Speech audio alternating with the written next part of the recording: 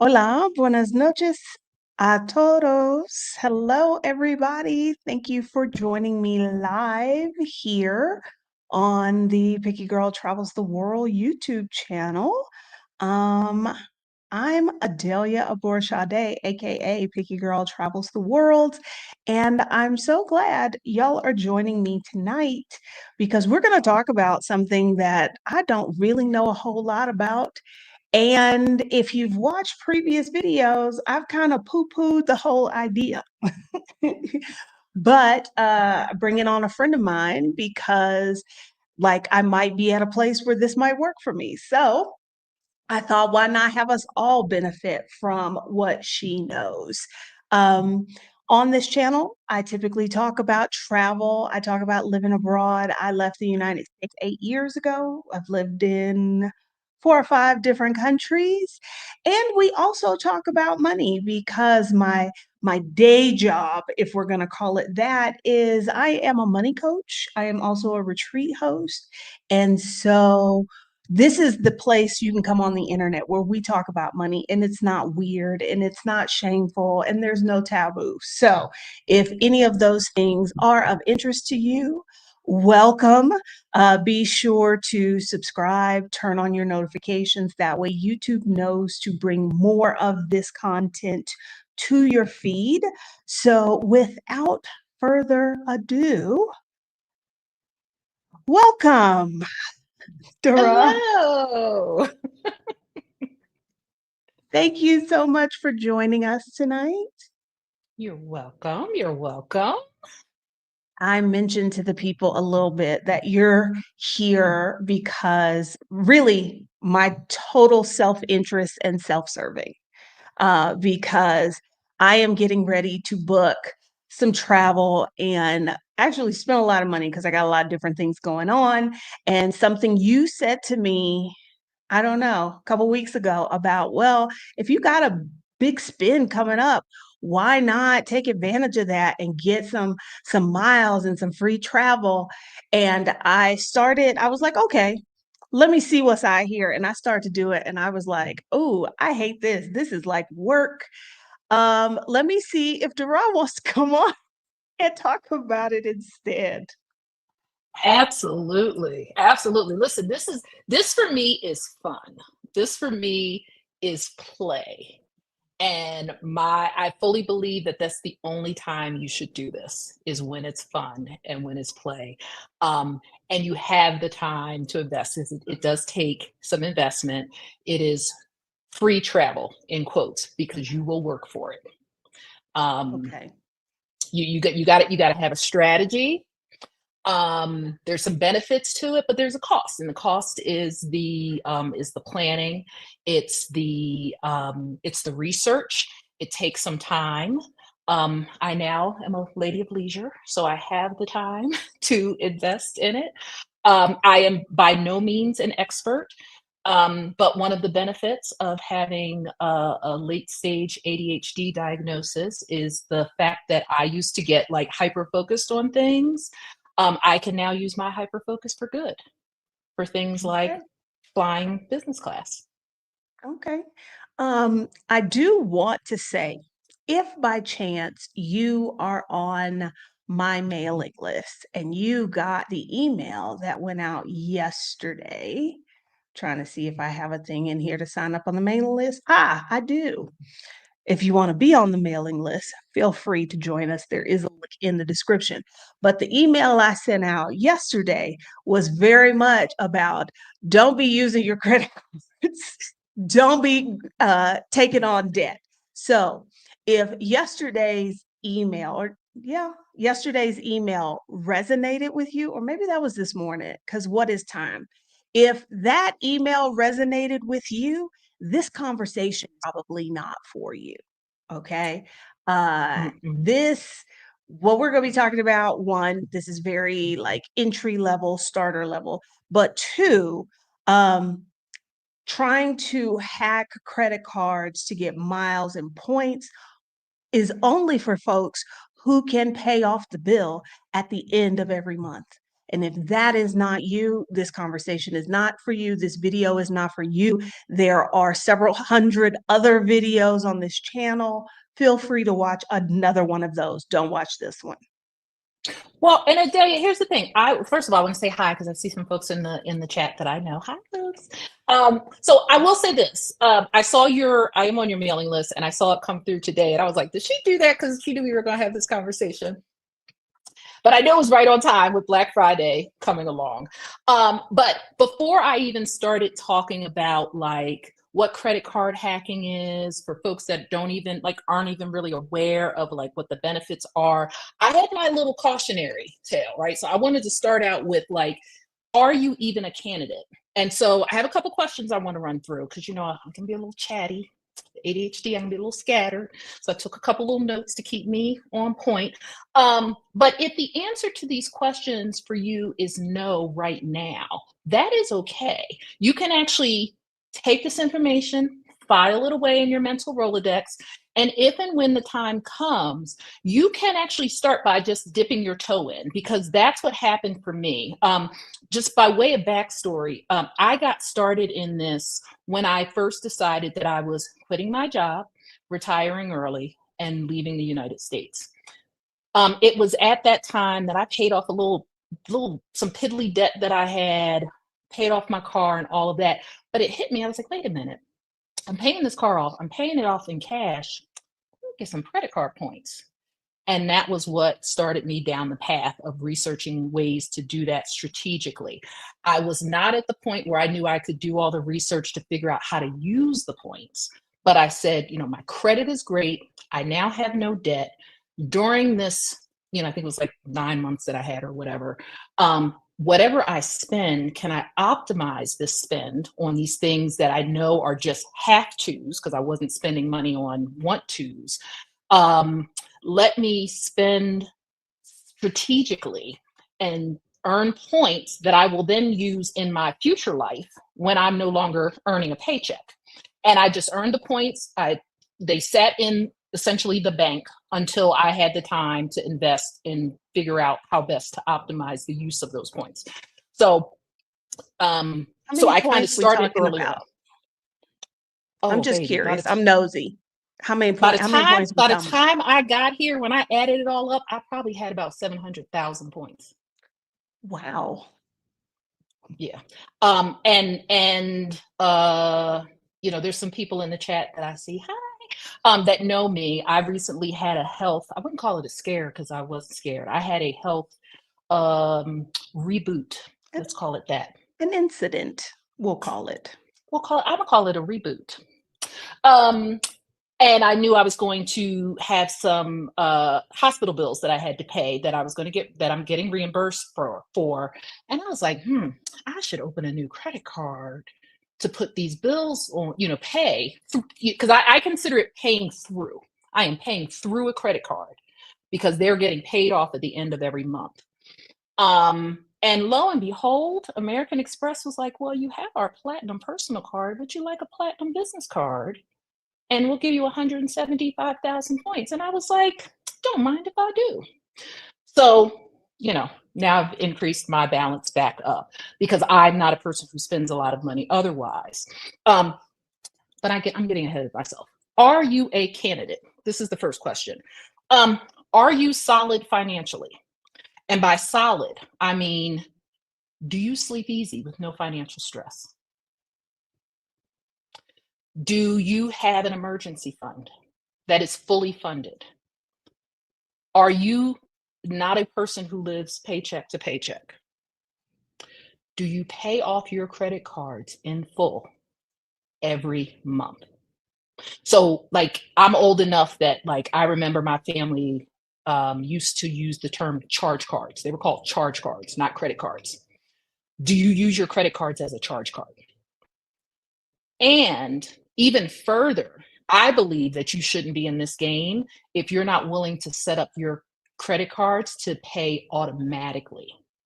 Because if you get in this game, even if you only have one or two cards, to me, it's not worth the risk of you accidentally not paying in full or forgetting to pay or being a little bit late, because the credit card companies are not making money off of you beyond what they're making in an annual fee. So any little bit that you're late, you're negating the whole purpose of this game, because that's what it is, a game. So if your answers to all of those questions aren't a resounding yes, then it's a hell no, you're not ready. That's fair. That is fair. Because, and I like that you call it a game because it is. It bothers me that there are so many people on the internet talking about like, they talk about point hacking and whatnot as if it's a something for nothing situation. And there are no Mm-mm. free lunches. No. Uh, the credit card companies are not doing this out of the kindness of their heart. They want to make money off of you. They do. And the other thing I want to say is and I'm going to recommend some channels for you to follow if there's additional information, because there's only going to be so much that we can cover here today. We might even only get to, I kind of broken this up into the getting the right credit card, like finding the right credit card for you. There's earning the points, and then there's using the points, right? So there's kind of three stages to this. I don't know how much we'll get through today, but when you watch these people, there's something in it for them. I find that some of them are a little gaslighty, right? They'll kind of make it seem like, if you're not credit card hacking, what's wrong with you? Well, are they also pushing their referral codes on you? Because then they're earning points by you applying through their referral cards to their referral links to get these cards. So, yeah, let's we know who we are. Nothing comes free. No. And as a money person on the internet, I made a conscious choice that I would not do affiliate marketing for credit cards, and I don't do sponsors for financial products that I think might be harmful in some way. So no, I've Mm-hmm. made a choice not to pursue that. Right. No, and I think that's a good point. So just keep it in mind, because they'll kind of like, you're a fool if you're not no, you're not. No, you're not. You're handling your business in the best way you know how. This is a game. This is a way for you, when you have some spare time, when you have a big purchase coming up, kind of like we talked about, it's a way for you to game the system a little bit. I'm like, reaching back, I'm like, is this a way for me to sock it to these banks a little bit? Right. Like, I'm getting and you're not getting from me. So again, it's a game. The other thing, of course, you have to have a great credit score. For personally, unless you're floating around the 750, you know, I don't think so. And again, for me, in my very specific case, because I knew I was leaving the country, I had no debt or whatever. It was like, okay, let me go ahead and experiment with this. I had a little bit of time to start researching, like, what were some of the best cards to start with. So I think I saw a couple of questions in here, or at least one. But I can hold off. Adelia, did you want to jump in real quick Well, before I no, I kind of was going to start talking say about I'm benefits? starring the questions so we can Oh, come back to perfect. them. Okay. So let me just back up to what credit card hacking is. Okay. So this is really about strategically leveraging the use of credit cards. And there's two parts to this. It's using credit cards for what they call introduction bonuses or sign up bonuses, where credit cards will say, hey, if you sign up for our credit card, as a bonus for signing up, we'll give you 60,000 frequent flyer points. Or so it can either be points in the form of points, or it can be in the form of cash back. So sometimes they'll give you cash. If it's a hotel card, sometimes it'll be a free night or two. It'll be something like that. And in exchange for that, you have to spend so much money in a certain period of time. So I did a quick little check, for instance, Capital One Venture X, which is one of my favorite cards. Right now, they're offering a deal where they'll give you 75,000 miles as an introductory sign up bonus. If you spend $4,000 in the first 3 months of having the card, which actually isn't a bad spend, um, there's a $395 annual fee. which sounds alarming to you, Adelia. I know. It absolutely does. Okay, so that's part of the equation we'll walk through later when it comes to evaluating the right card for you. But just to kind of pull through this example in this thread, since I've already brought it up, I'm jumping ahead of myself. Um, the thing with Capital One Venture X, they have 2 annual bonuses, which is effectively wipes out the $395 annual fee. There's a $300 travel bonus or credit that they give you every single year. You get that credited back to your credit card for any travel that you book through their portal. It can be a hotel, it can be a car rental, it can be a flight. You book it through their portal, they will refund your card a $300 credit. Okay, so now you're out $95. Each year, they also give you a 10,000 point credit. Their points are worth about uh,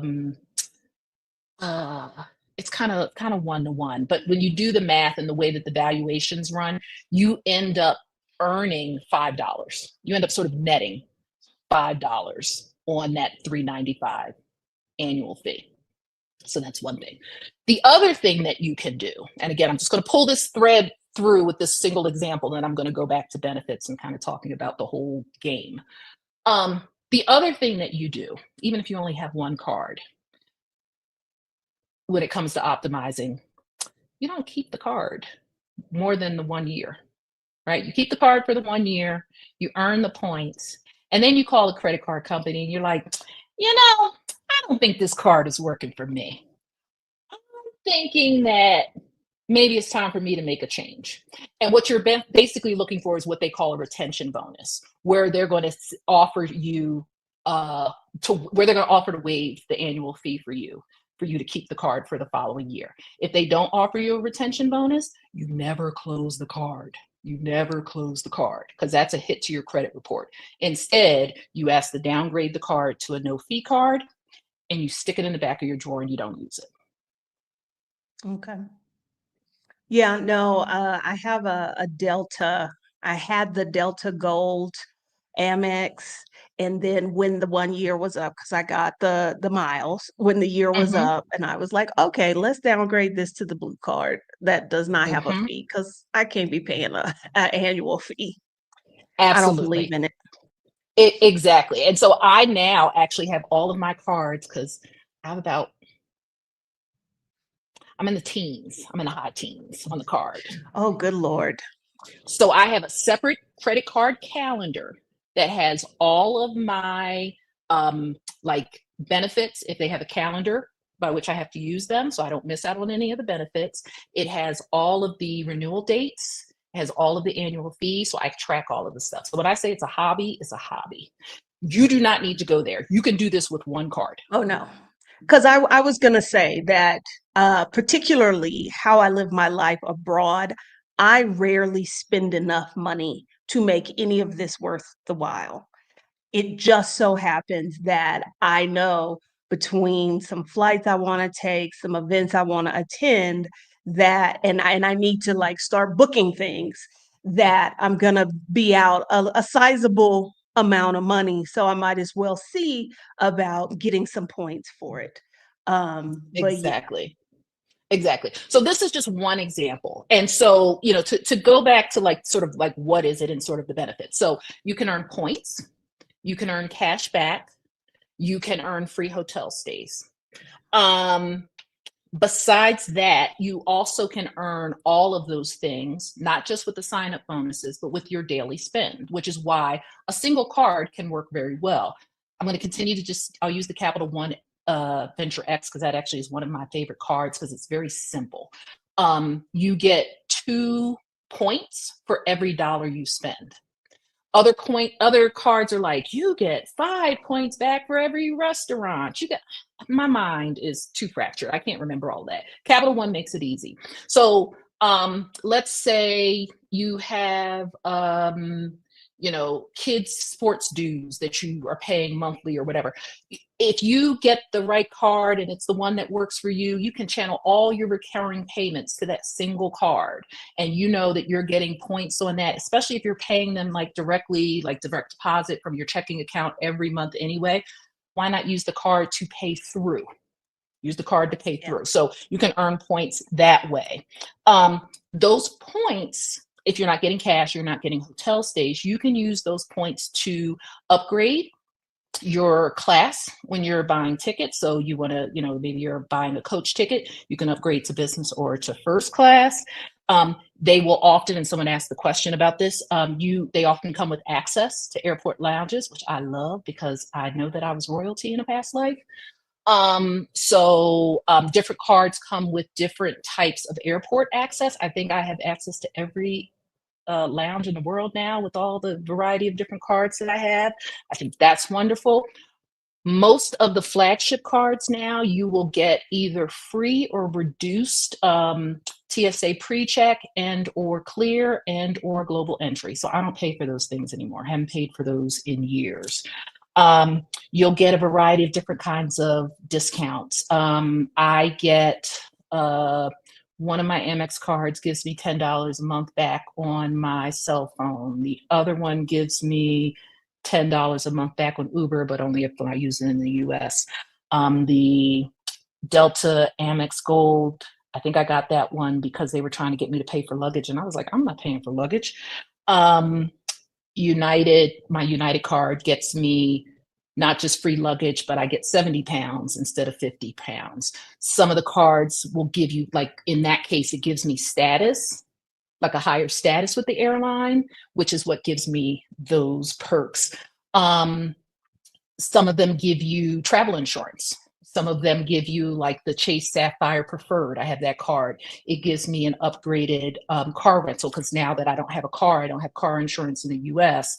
It covers me at an upgraded level when I have to go back to the US and have to rent a car. Um, uh, Whatever. So those are like the big things. The other thing I will Okay. throw out here, somebody mentioned this, free travel is in quotes. You will have to pay taxes and fees.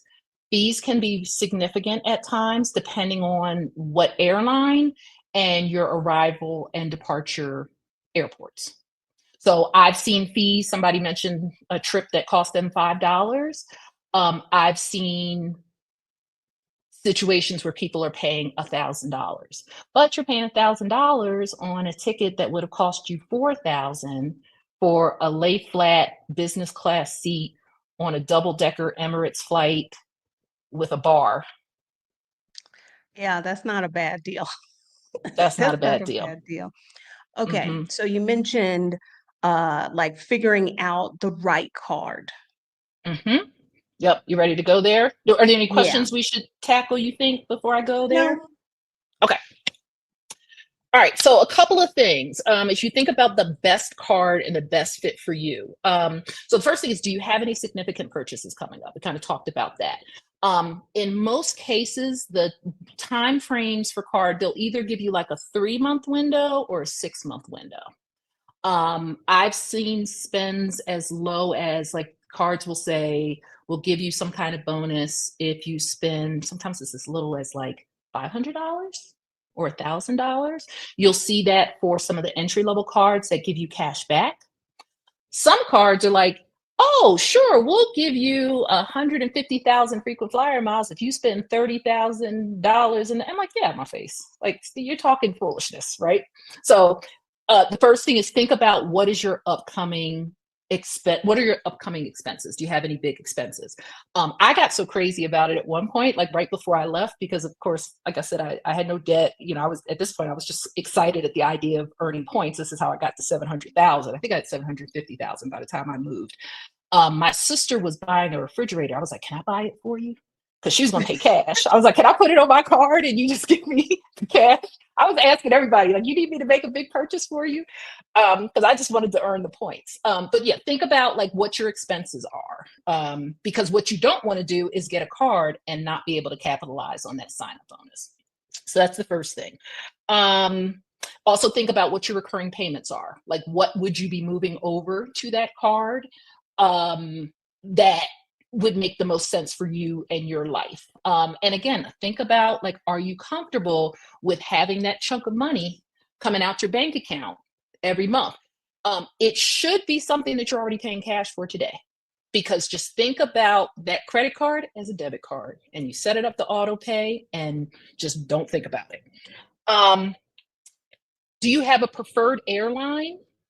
Is your home, do you live near a hub for a specific airline? Because that might point you in the direction of a particular airline card that you might want to use. Like, is there an airline that you're always paying fees for luggage? So you want to think about that. Same thing with hotels. I haven't really gotten into the hotel cards at this point. I'm considering it.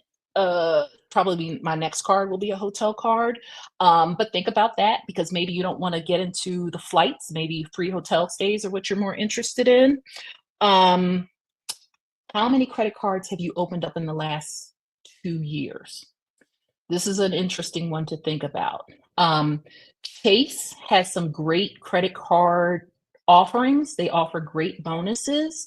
They have some that are very simple, down market, low annual fee or no annual fee, small amount of cash back, easy to manage.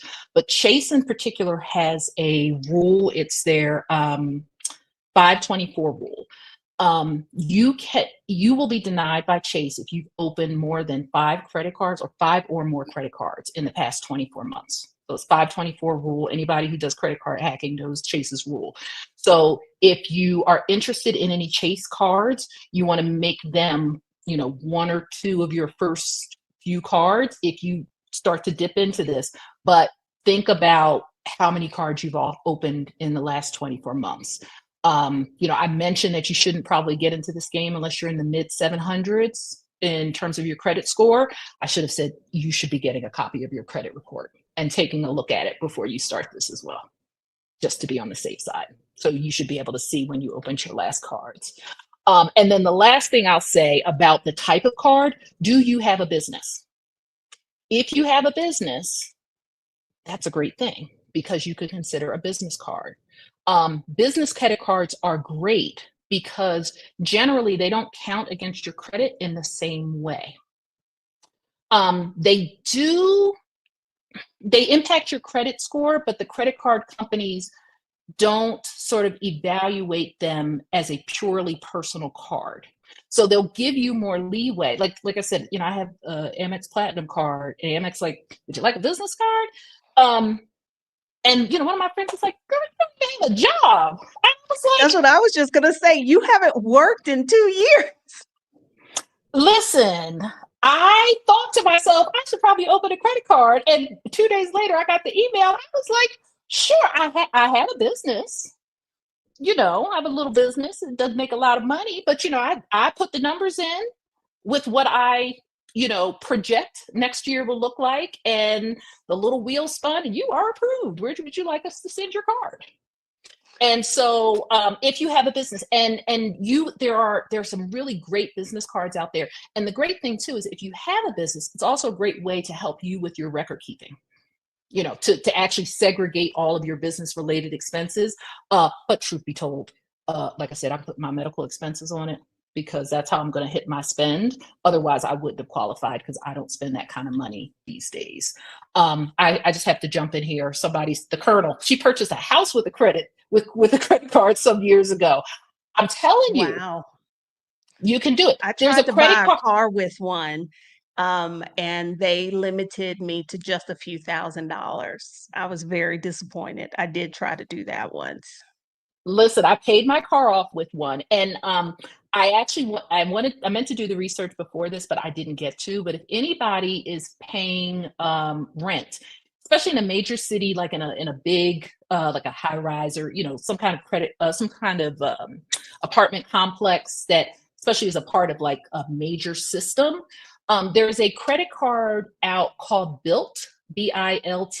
I don't know how it works, but it allows you to pay your rent through the credit card and you can earn frequent flyer points. And I think you can do that with some other credit cards, but somehow or another, I think in the transaction codes, they figure out that it's rent, or your rental company somehow sort of charges a transaction fee, and somehow Built has gotten around that.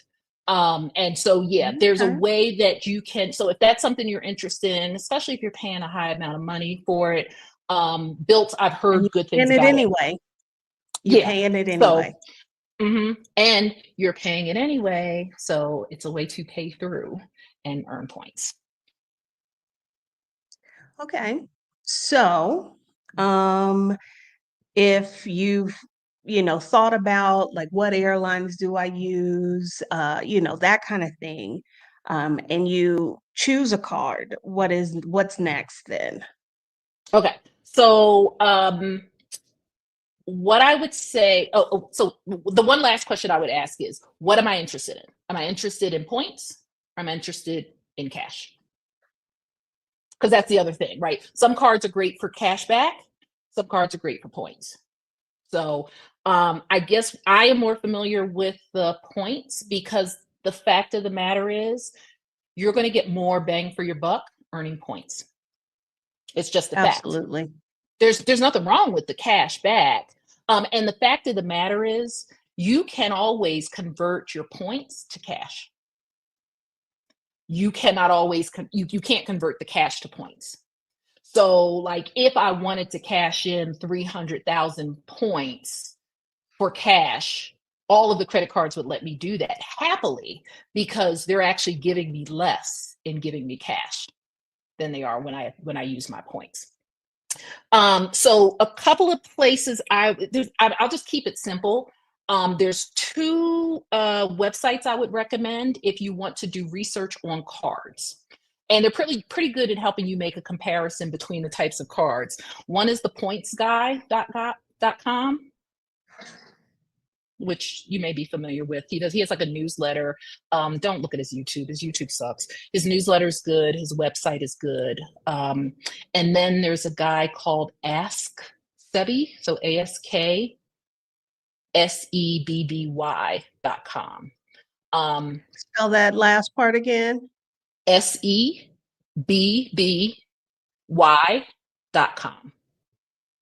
So both of Okay. their websites are good. They have a good credit card section that kind of like outlines what the current credit card offers are. And they're really good at giving you like what the bonuses are, what the requirements are for achieving those bonuses, what the annual fees are. And they'll even give you a little summary around like what you get for that fee.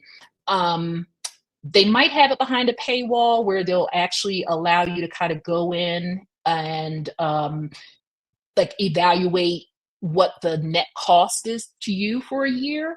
Um, I wouldn't pay for it. Figuring that out for the card, you can do that. Sebi, Ask Sebi, that's his same YouTube channel. His YouTube videos are good when you get to an advanced state. I would say starting out, don't do it. You'll get overwhelmed. You'll shut your computer and scream. Um, it's too much. I can watch it now. I couldn't watch when I first started. So those are two good places, I think, to start in helping you pick a card. Uh, what I will say here at this point, if you're looking to earn miles, points, I use the term interchangeably. They used to be miles, now it's more points. Um, Well, I there are, will interject here. I think mm-hmm, it kind of depends on the card. So like my Delta Amex, it's mm-hmm. miles.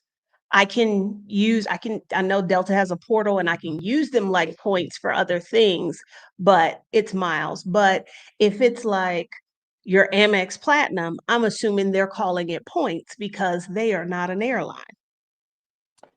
Yeah. So the thing is, the airlines use the word miles, but they're actually points now.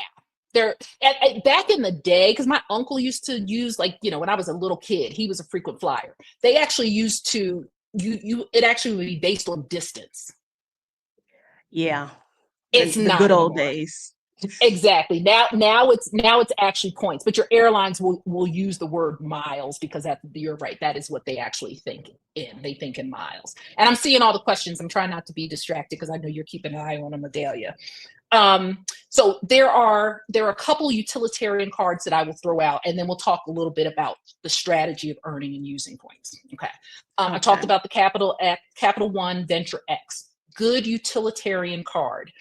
Um, I personally, that was the first card that I got when I started this game.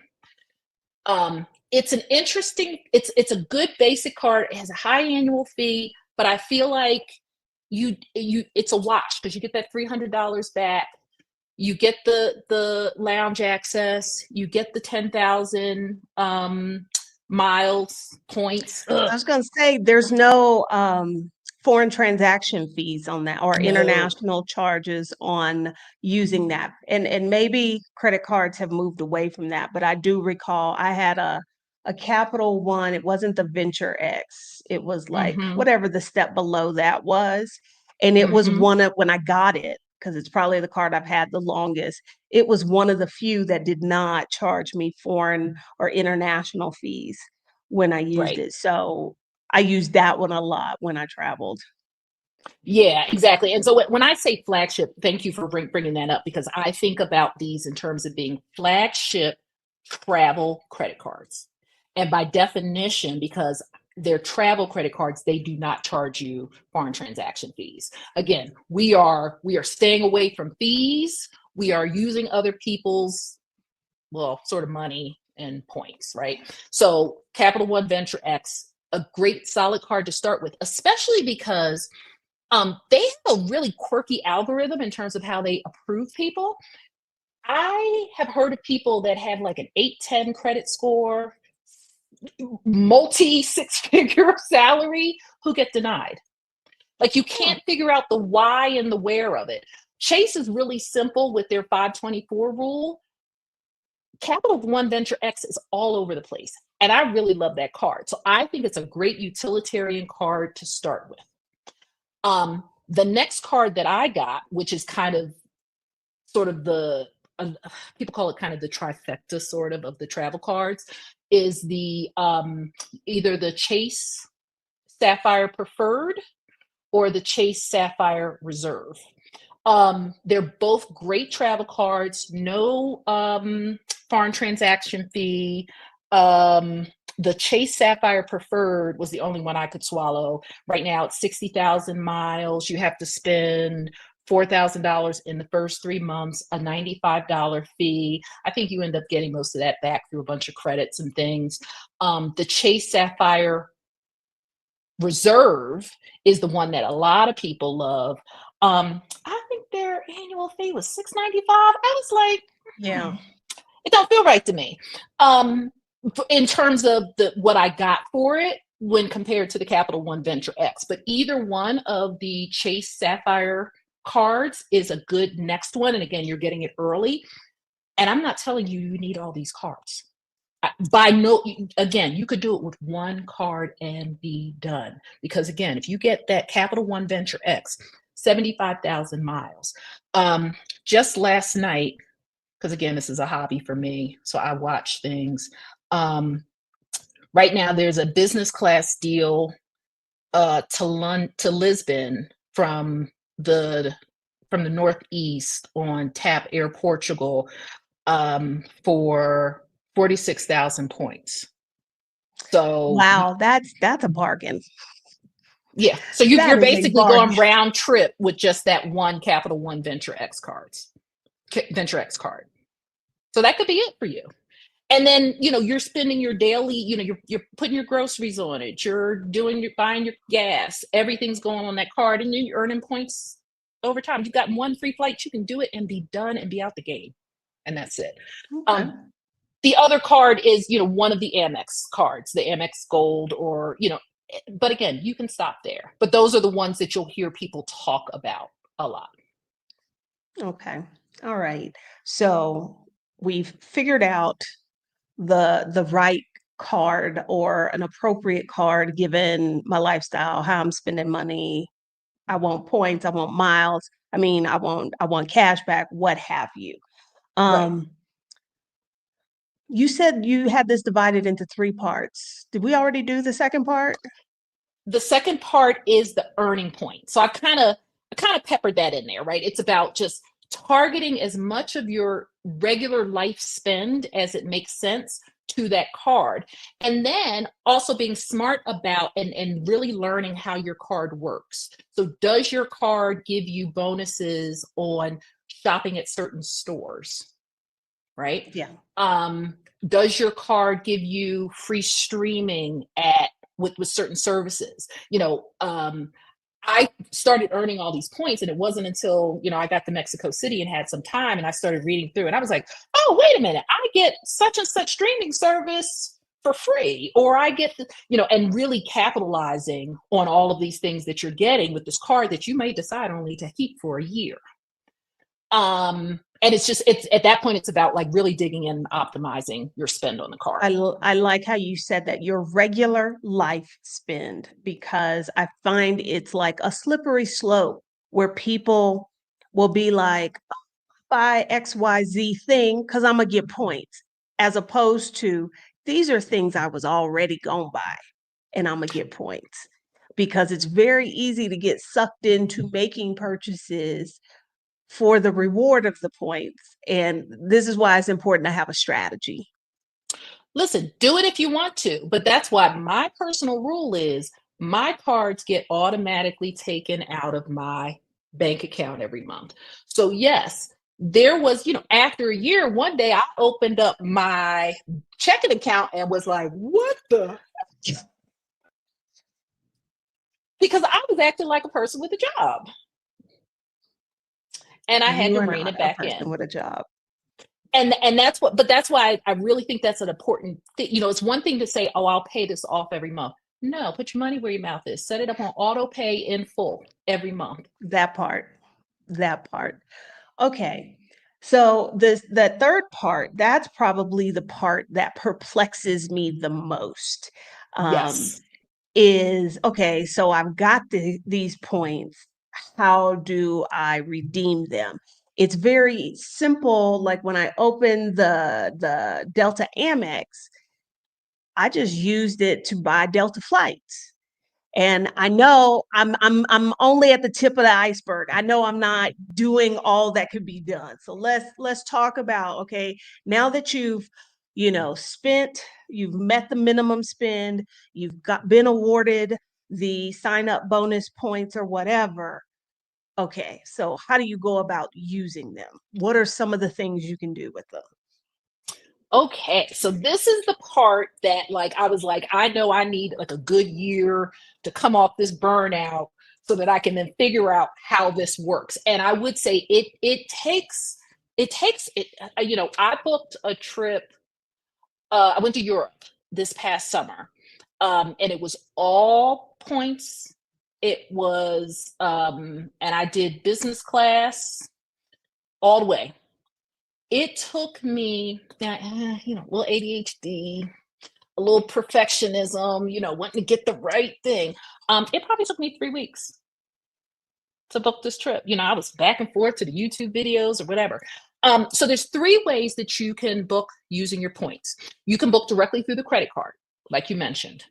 That's the easiest, it's path of least resistance. You just use your points and you book it. That's one way to go. It's not the optimal way to go, but it is a way. Okay. Um, you can book directly through your credit card's portal. Okay. That has some pluses and some minuses. The plus is you're going to earn a multiplier of benefits. So, like, let's say you end up paying a certain amount through fees and things like that. Whatever you pay, they're going to say 5 times the points on whatever that spend is, right? Because you're using their portal. They're making some money in that transaction somehow or another. You're going to get some extra insurance. You're going to, there's some perks of using their portal. It's still not optimal though. You're still not getting the biggest bang for your buck out of that. Where you get your biggest bang for the buck is with what you call transfer partners. So each airline has an alliance. Each airline is within an alliance, right?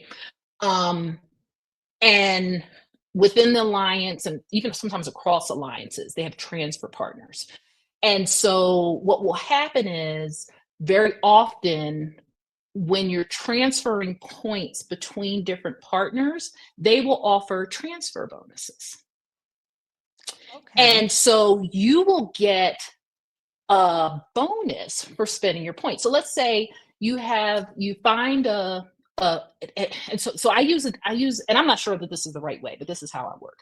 So I'm looking for when I started, I was looking for my flight to where did I fly into? I flew into Madrid. So I flew Mexico City to Madrid. I went to Google Flights. I looked for like the flights that were available in the time frame that I was looking for, what the airlines were, and what the prices looked like. Because the first thing is, if the flights are super cheap, I'm using my cash.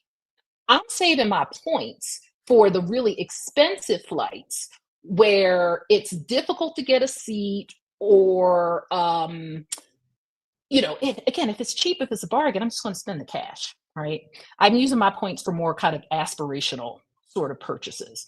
Um, so I look to see what's available. I get a sense of what the prices look like. Then I would go to, there's a site called seat.aero. Seats.aero.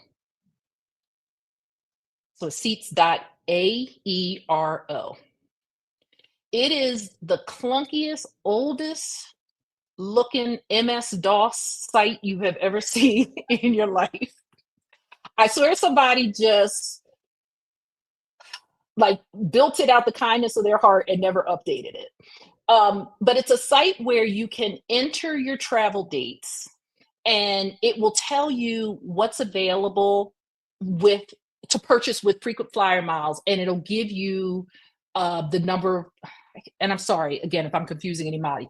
Miles and points are the same value, but it will tell you what it will cost you to get from point A and point to point B. I think it will only give you for free a search window of like 21 days from today, because of course I was Okay. booking at the last minute, ADHD.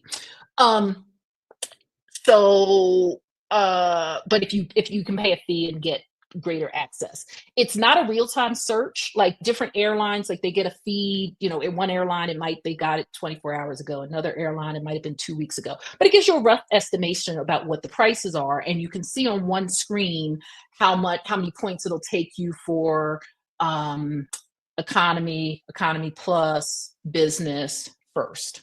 So again, little rough estimation. So I have the Google Flights information. I'm checking that against what Seats Aero says.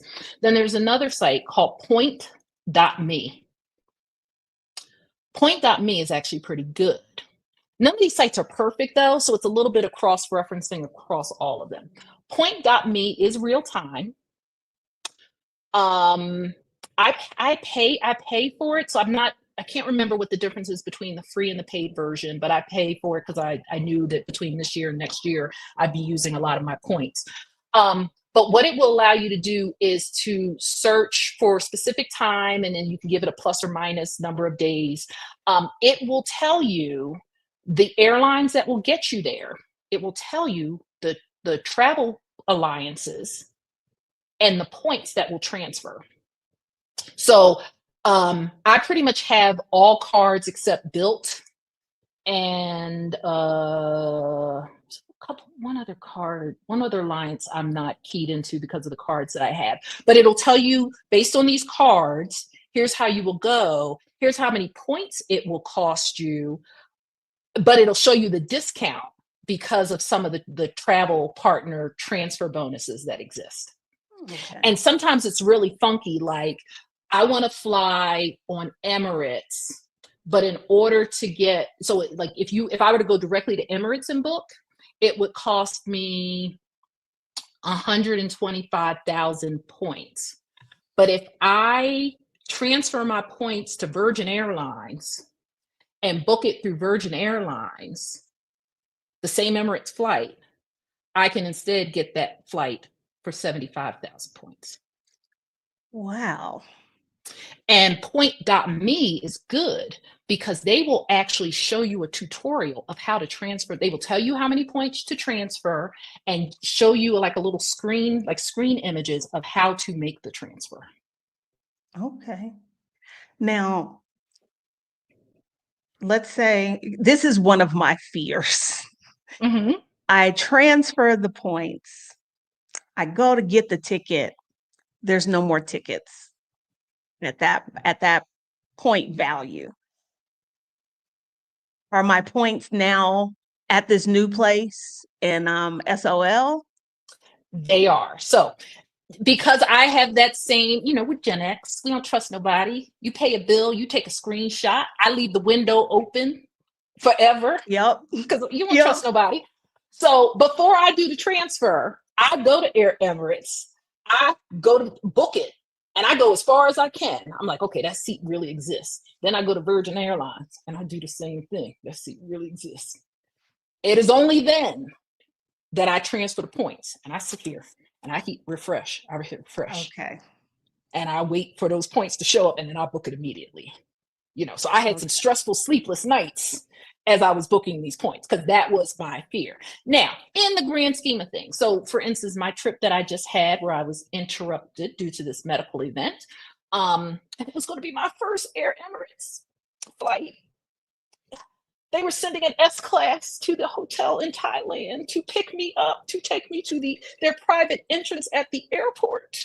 Baby. But anyway, um, because I had this, this medical event, I called them and they were like, "Oh, baby, you're good." Well, they refunded my points. Now, my points, instead of going back to my Amex card and bucket, they're sitting with Emirates. That's fine. I will use the points. Okay. Well, yeah, no, that's absolutely a better outcome than them being like, oh no, too bad, so sad. Your points are gone now. So yeah, But even that that's would have been fine because I included the value of the points in my travel insurance estimation. So the travel insurance company would have been giving me my point money back. that's smart. Yeah. So thank goodness. But it all worked out in the end. Yes. Okay. All right. So that's the more optimal way. I'm not Mm-hmm. surprised to learn that what I've been doing is at the least optimal because it's what would take the least amount of work. So I'm not And shocked. again, no harm, no foul, because at the end of the day, like I didn't use the points because I knew I was not in a place to optimize them. Right. And I was like, okay, well, I'm not spending enough money where I feel like I have to do this. Um, so I was like, you know what? This is a big trip. I want to live large. I want to feel fabulous. Let's see. Let me go ahead and dig in. Okay. And I decided to do it. It did take some work, but now it definitely feels like a game. It feels a little bit like a hustle. Okay. So let's this is my other fear. Hmm. Because I can't remember if it was when I had the United card. It was one of these cards I had, and I had a whole bunch of points. And then the airline came back and was like, "Yeah, by the way, um, either they were going the points were going to expire, or how what I could redeem them for, they changed the math, the calculation on them." So Devaluation. yes. Hmm. So I'm of the mindset now that I don't want points just sitting there. Like again, if the flight if it makes sense, because I go on a little nerd wallet calculator to see is it cheaper to use my points or to pay cash, which one makes more sense.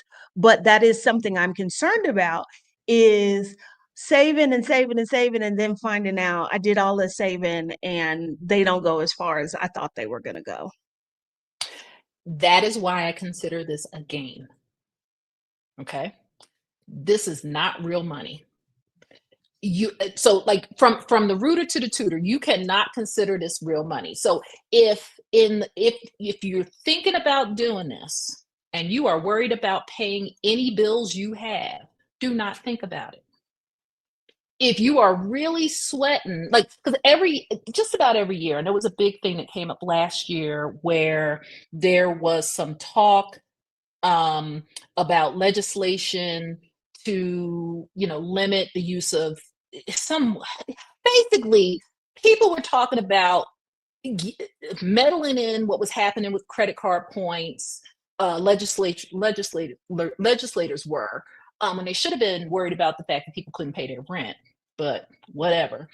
And there was just this big push, like, are they going to get rid of the whole credit card hacking, schema? Is this not going to be a thing? And write your senator. And I'm like, I ain't writing my senator about no damn credit card points. If I'm gonna write a senator about something, it's going to be about like the housing crisis or things that are affecting the real community, not this little game I'm playing. Like, let's keep it real. So if even one of those ideas like paralyze you, pick a different game, right?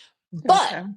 at the same time, I was kind of like, all right, girl, you're sitting on 750,000 points. Like, it's not cash. Use them, have some fun, right? I think that if you're talking about using them in a year, you're probably fine, because even if something were to happen from a regulation perspective, it's going to take them that long to figure out how to do it. When it comes to individual airlines and devaluation, there's always a possibility. You never know. But that's why, for me, it's sort of like, if I'm going to pay this game, I'm going to optimize the points that I have so that if devaluation ever occurs, at least I can feel good about what I've spent, that I got the biggest bang for the buck. So for me, playing the game on the transfer points end, and again, for me, because I have the time, is the best way for me to go. If you don't have the time and it's going to stress you out, just book it through the portal. No, I like that, not thinking about it as money, Mm-hmm. because then you've got less of an issue about using them, or if the value lessens or the calculations change, it's less of a big deal. Yep. We've got a few questions here. We'll go ahead and answer some of them. Okay. Um, Valerina wants to know, what type of cards are you using and how many are you using? I honestly could not tell you how many credit cards I have. Um, I have I have a credit card graveyard wallet. That is the cards that I never use. Those are my Mhm. 0 annual fee cards. Those are the cards I don't use, I will never use. A couple of those credit card companies are like, "We're decreasing your credit score." I'm like, "I don't care, fool."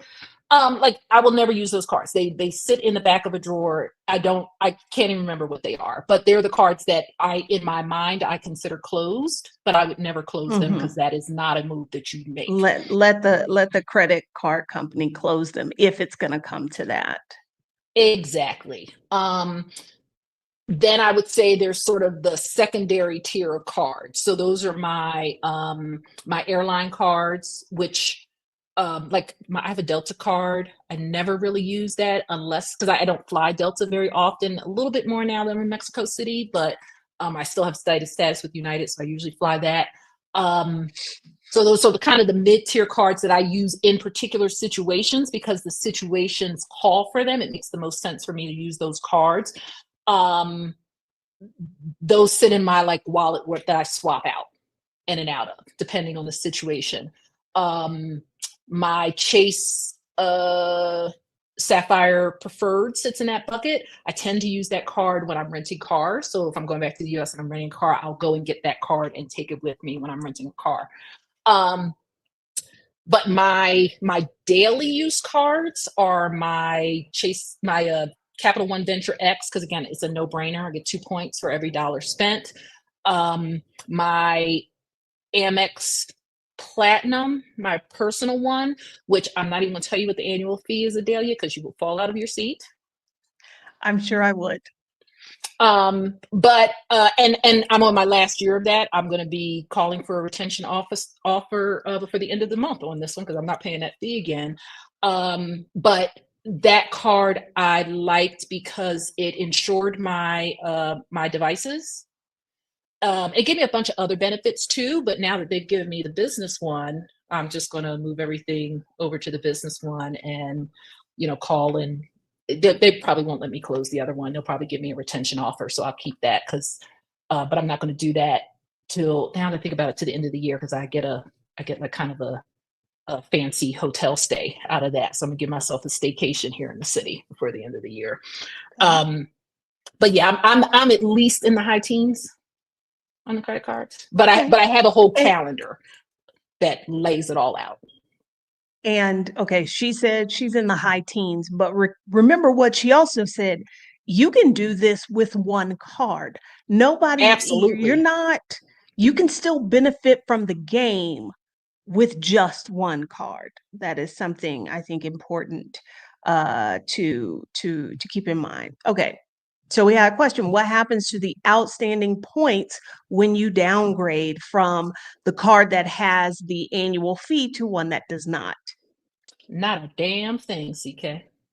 That's the important thing about downgrading. If you close the card, not You only lose do the you take a points. hit on your credit score because your amount of available credit decreases, but you also lose the points. So that's why downgrading is key. So you either you like, is there anything you can do for me? Because I don't think this card is providing me any value. In many cases, they will just say, "Oh, we'll waive the annual fee." If they won't, can I downgrade to a zero annual fee card? And then you keep your points. Okay. Do balance transfers from one card to another go toward earning points?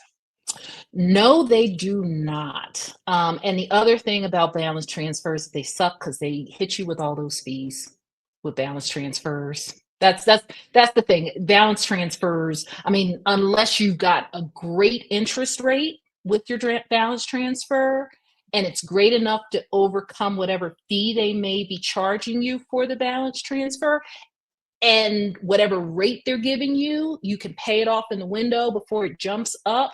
I'm not a big fan of You balance transfers for that reason. you have to have discipline to do a balance transfer because what people fail to realize or often fail to realize is, let's say they give you 12 months, they give you 18 months.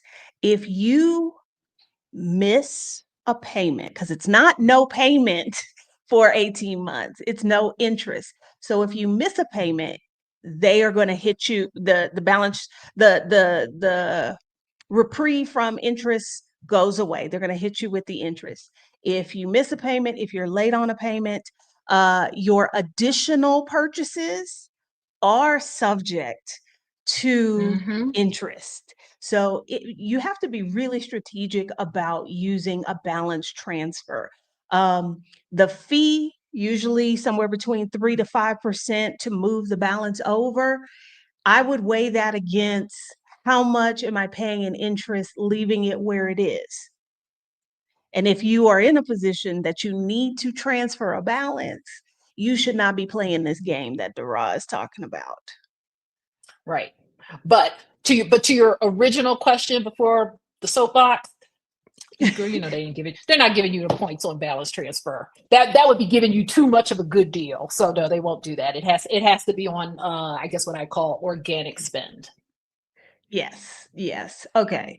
Um, we had another question about I think you answered this one about on the Venture X card, do you get lounge access? You do. It's not the best at this point. So, what you will get with Capital One Venture X, you'll get Priority Pass. Most of the sort of flagship travel cards come with Priority Pass lounge access.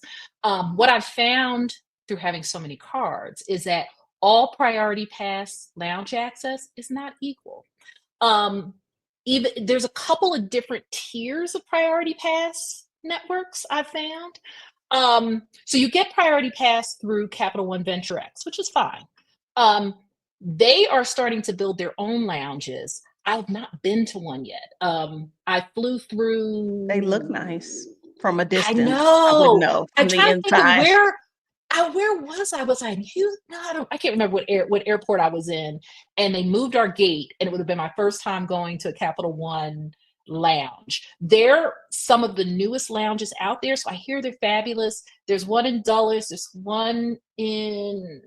there's only a couple scattered around, but I understand that they're really nice lounges, but they're only in very specific airports.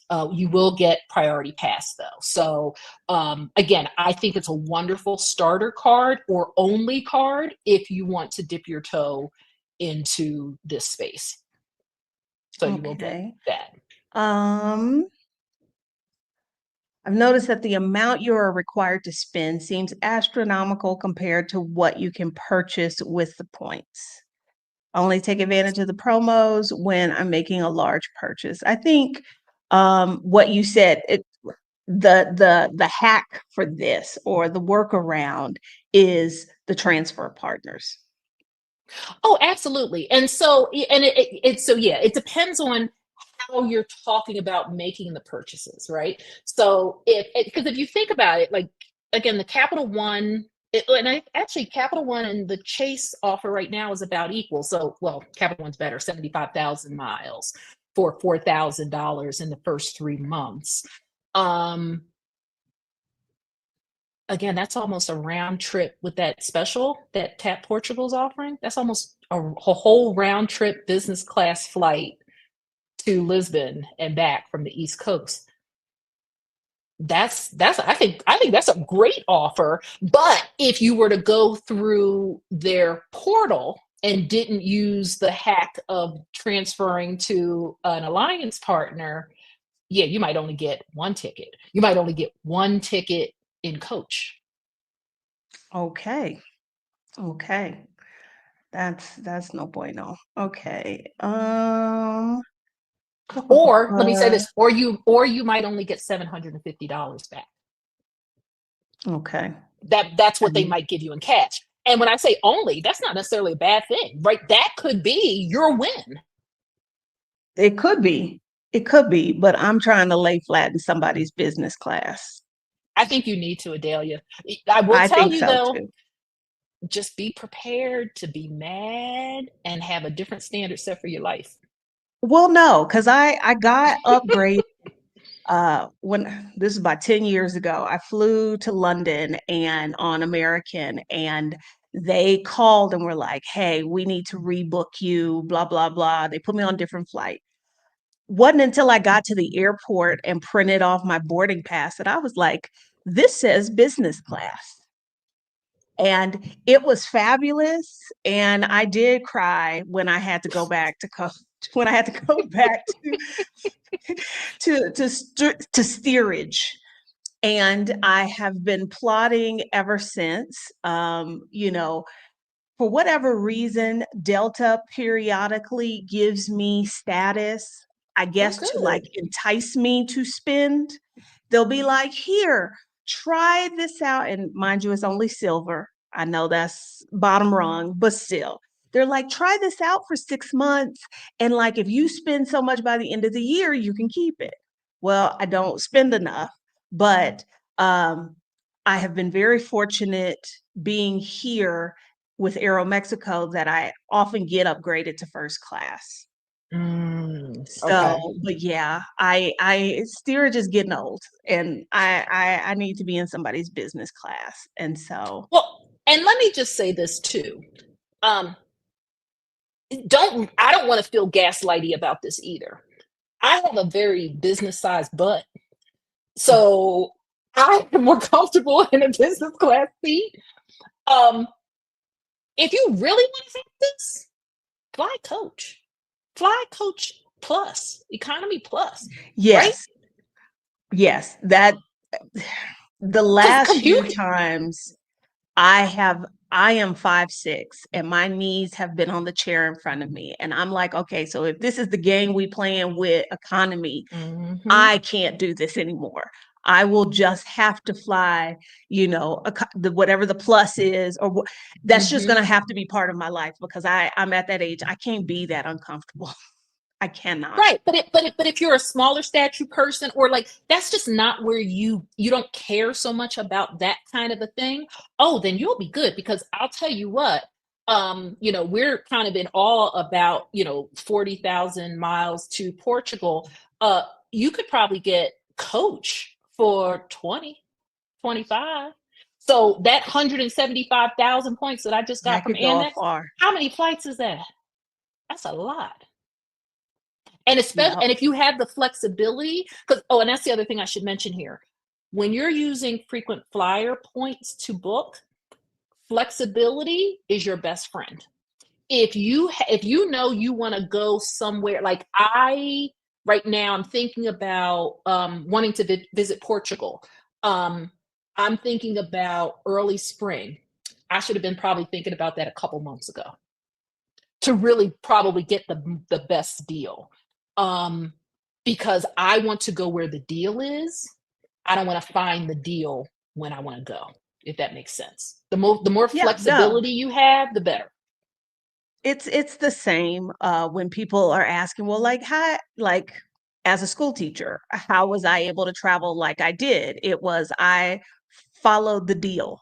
I was very Mhm. flexible on where I was willing to go based off Right. of what were the deals uh, that I could find. Alright, we got another question. Can I transfer my points all to the Chase Sapphire Preferred? No, so it's not that. And you probably asked this earlier on in the discussion, Rose. So it's more about getting your points to the transfer partner through whom you're going to ultimately book your flight. So but thank you for asking that question because I can probably clarify a point that I might not have been very clear about. I talked about sort of those three kind of flagship, what I think of, and it's just my opinion. And again, I am no expert. I'm just sharing what I've picked up. You're Um, just a hobbyist. I am a hobbyist, and it's so fun. Um, the good thing about the Capital One Venture X, the Chase Sapphire Preferred or Reserve, and the American Express card is that those three cards are usually flexible enough that they transfer to most travel partners. Right. So Okay. if I needed 60,000 points to book a flight with Avianca Airlines, and I had 20 with each of those three, I could take those 20 with each, transfer them to my Avianca account. So I just open up an account with Avianca, transfer those three buckets in, and then book my flight. Okay. Okay. So Um, there's some other cards out there that get a little kind of funkier, but I like those because they tend to be a little flexible. okay. Okay. Um, you don't you don't happen to have a Venture X referral code, do you? Chanel, I'm assuming that's how you pronounce that. Honestly, I appreciate that because that would earn me some points, but I'm gonna tell you the honest truth. You will get the biggest point value for the sign up bonus if you go direct. My referral bonus, Oh, because they're not giving away something for nothing. So if they give me a bonus, they're going to give you less of one. So okay. you go get it yourself. I got my Okay. points, but All thank you. right. Go to the points Okay. guy or ask Sebi. They because they're as big as they are, they will give you the full value. The credit card companies will give you the full value. They don't take away from you because they're getting To enough give. from those. Mhm. Okay. Okay. Um, is there anything you think we have not touched on that you really wanted to? Mm, no, I'm glad I jotted down some notes though. I think I kind of covered everything. I saw a couple random questions. Somebody asked me about travel insurance just because of again my recent experience with travel insurance, which saved my butt. Um, I now had two situations where I've had travel canceled slash interrupted due to medical reasons.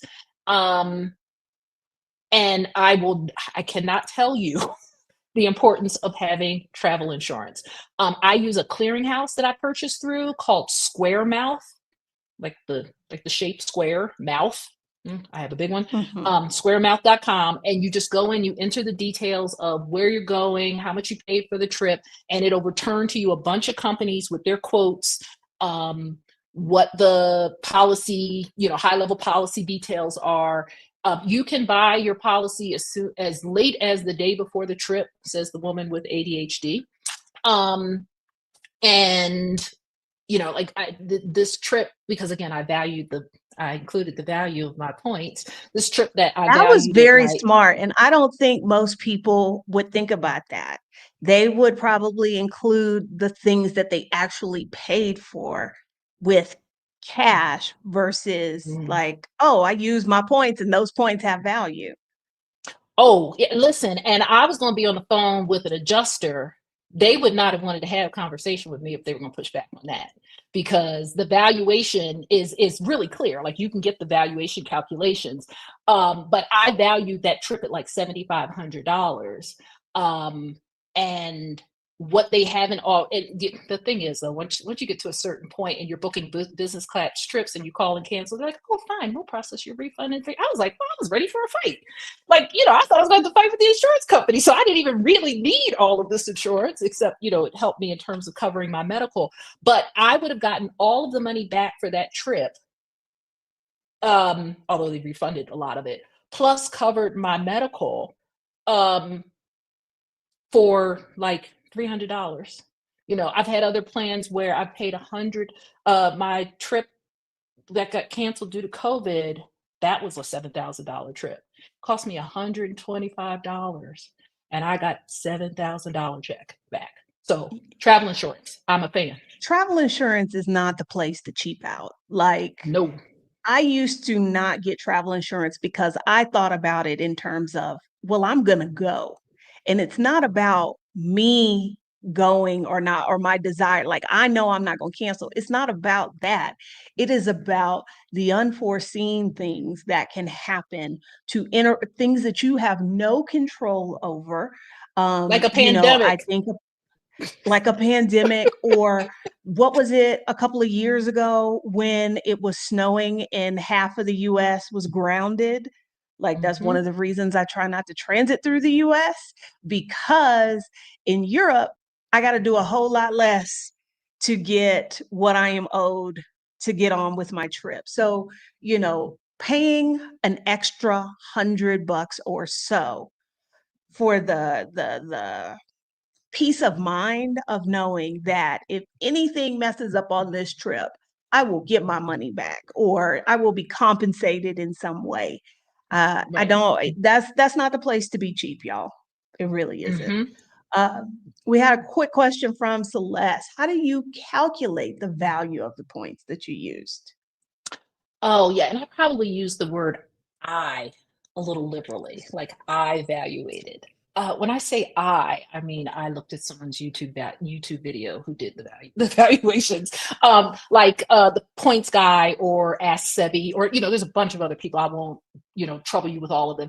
But either one of their sites will give you, like, whatever the latest valuation is for points, for, I mean, Amex points, for Chase points, for that sort of thing. And And that's how so, I did the because you calculation. use that many Amex points on this trip, you can say this trip costed that is a cost as part of me going on this trip. Okay.